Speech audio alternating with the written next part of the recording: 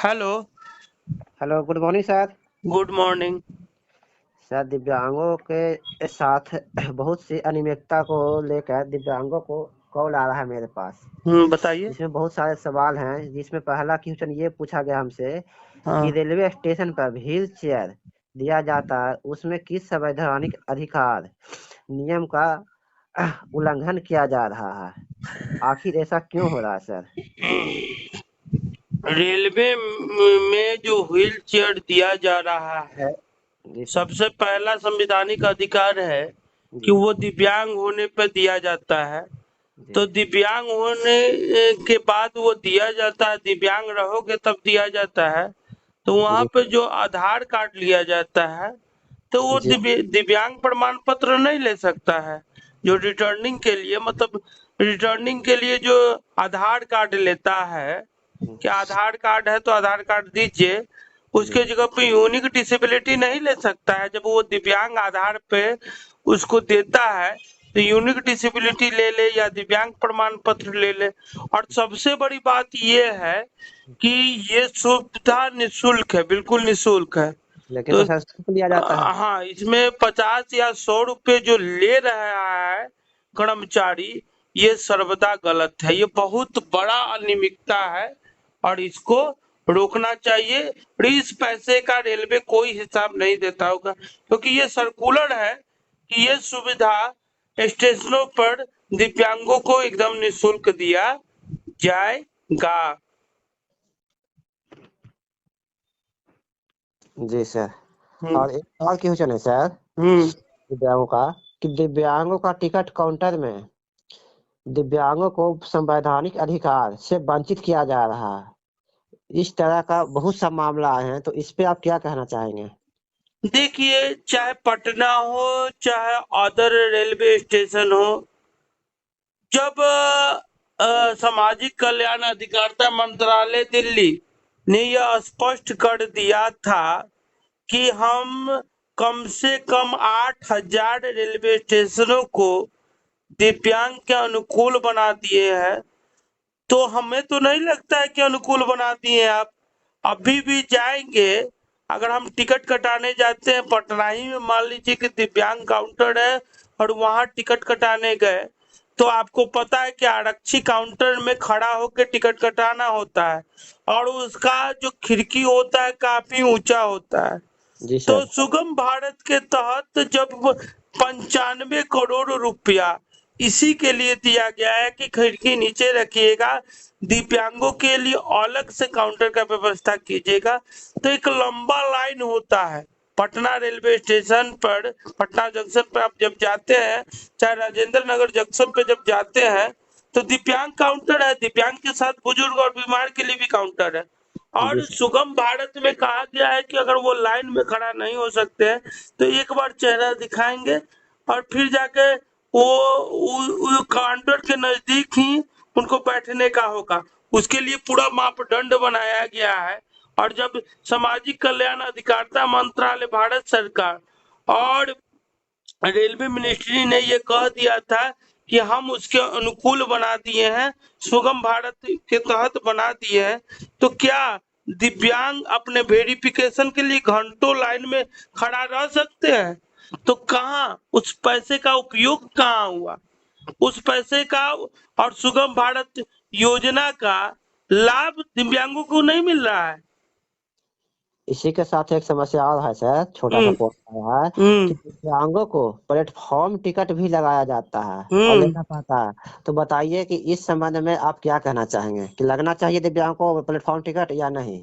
Private sector हो या सरकारी सेक्टर हो, कोरोना काल से पहले हो या कोरोना काल का बाद हो, किसी के हाथ में आप दे दीजिए, वो तो भारतीय संविधान से चलेगा। और दिव्यांग किससे चलेगा? भारतीय नियमावली से चलेगा।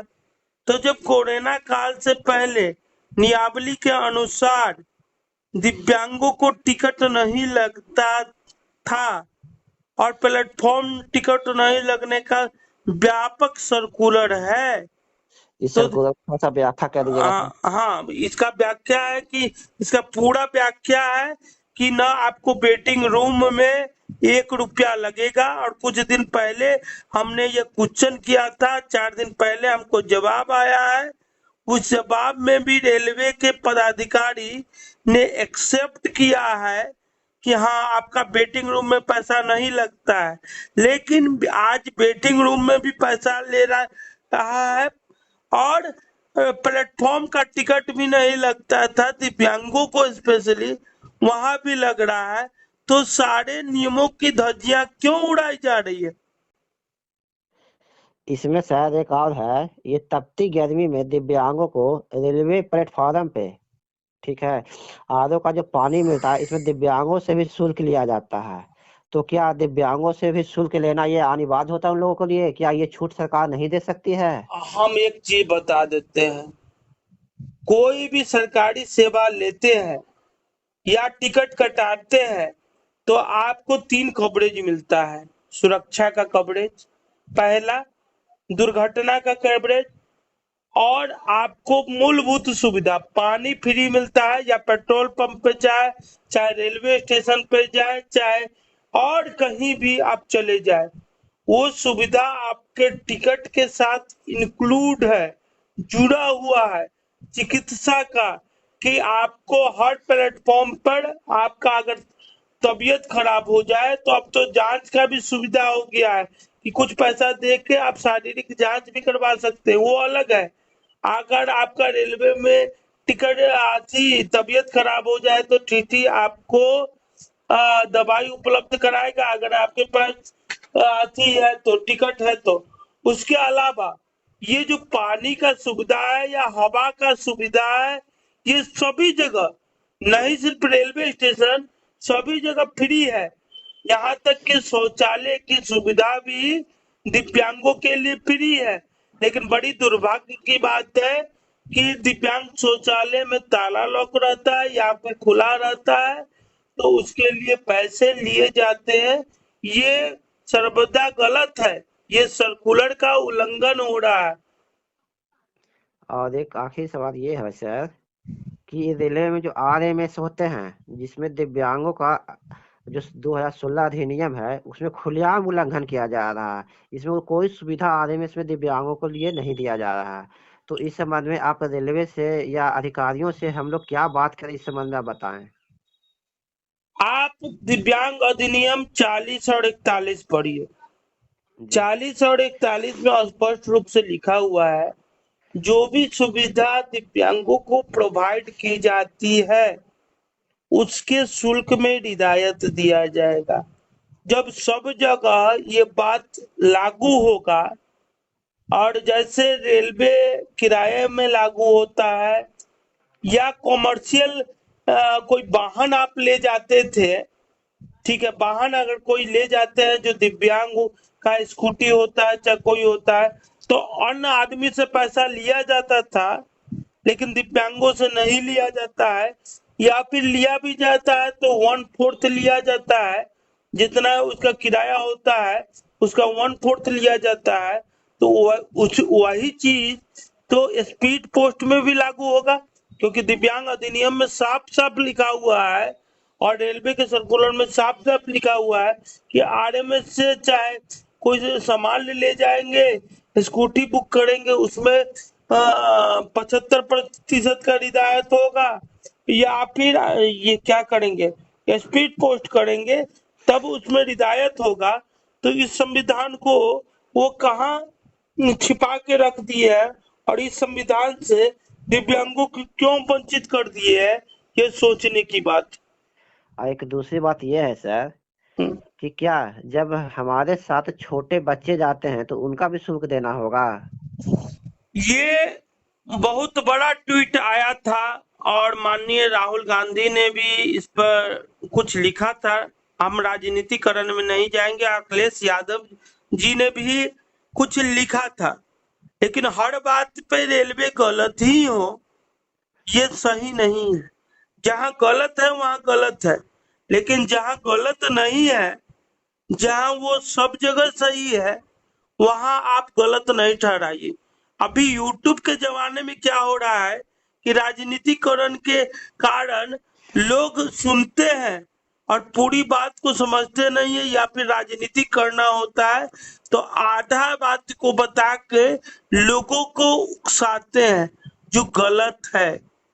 हमारा ये कहना है कि जो सच्चाई है उसको जमीन पर रखिए और लोगों को उकसाइए नहीं।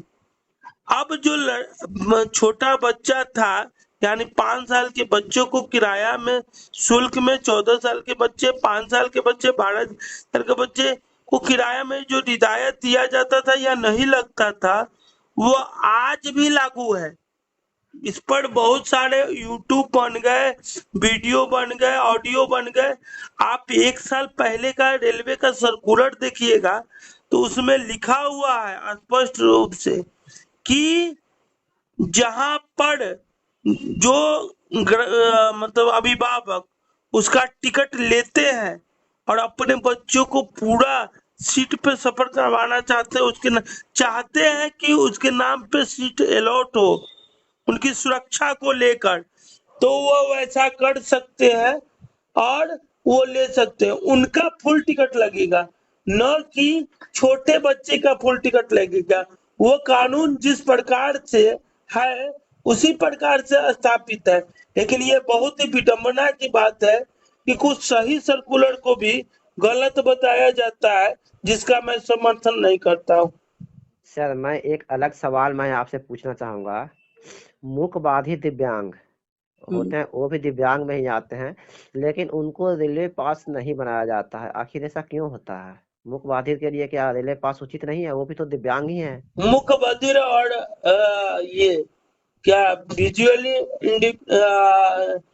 दिव्यांग को जी, इस श्रेणी से वंचित कर दिया गया है। लेकिन क्यों ऐसा? ये तो दिव्यांग लेकिन अधिनियम लेकिन में इस 2016 में ऐसा नहीं कहा गया है। इस पर लगातार हमारी लड़ाई चल रही है और निश्चित रूप से जल्द ही आपको एक उचित परिणाम देखने को मिल सकता है। ठीक है सर, जानकारी देने के लिए धन्यवाद सर। धन्यवाद।